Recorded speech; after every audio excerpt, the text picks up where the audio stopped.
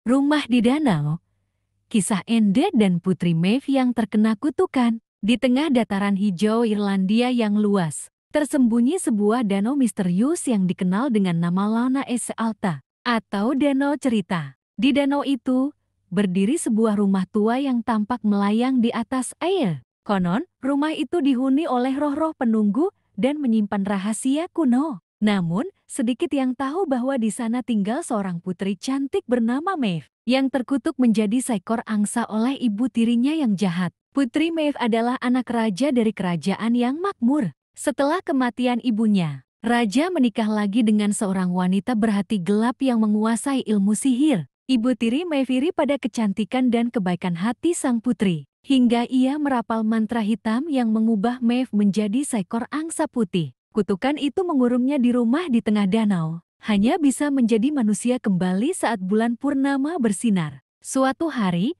seorang pemuda bernama Ende, pemburu dari desa terdekat, tanpa sengaja menemukan danau tersebut. Ketika malam tiba, ia melihat cahaya lembut dari rumah di tengah danau. Penasaran, ia mendayung perahunya mendekat. Di sana, ia bertemu dengan seorang gadis cantik, berambut merah keemasan yang memperkenalkan dirinya sebagai Maeve. Ia menceritakan kisah kutukannya dan memohon bantuan Ende untuk membebaskannya. Maeve menjelaskan bahwa satu-satunya cara mematahkan kutukan itu adalah dengan menemukan bunga peri yang tumbuh di dalam hutan gelap di sisi utara danau. Bunga itu dijaga oleh makhluk bayangan, dan hanya seseorang dengan hati yang murni yang bisa memetiknya. Tanpa ragu, Ande menerima tantangan tersebut, bertekad menyelamatkan Maeve dari penderitaannya. Perjalanan Ende tidaklah mudah. Hutan utara penuh dengan jebakan, ilusi dan bisikan.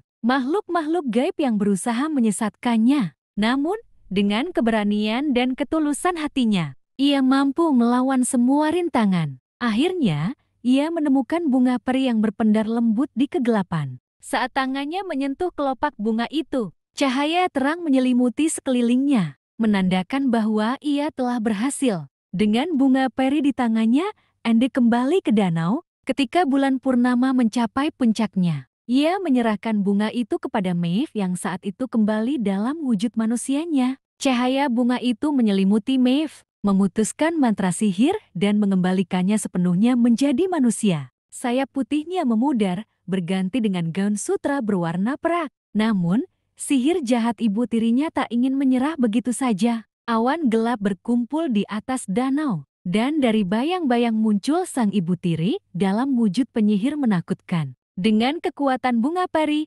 Maeve dan Ende melawan sihir gelap tersebut. Dalam pertarungan itu, ibu tiri Maeve akhirnya terhempas ke dalam air danau, hilang ditelan kegelapan selamanya. Setelah bebas dari kutukan, Maeve kembali ke kerajaannya bersama Ende. Raja sangat berterima kasih kepada Ende dan memutuskan untuk menjadikannya kesatria kerajaan. Tak lama kemudian, cinta tumbuh di antara keduanya, dan mereka pun menikah dalam sebuah pesta besar yang dihadiri seluruh rakyat. Di bawah pemerintahan Maeve dan Ende, kerajaan kembali makmur dan damai. Legenda rumah di danau terus diceritakan dari generasi ke generasi di Irlandia. Danau itu masih ada hingga kini, airnya tenang memantulkan bayangan langit. Konon, pada malam bulan purnama, kadang terlihat bayangan sepasang kekasih menari di atas air, sebagai kenangan abadi akan cinta dan keberanian Ende dan Putri Maeve.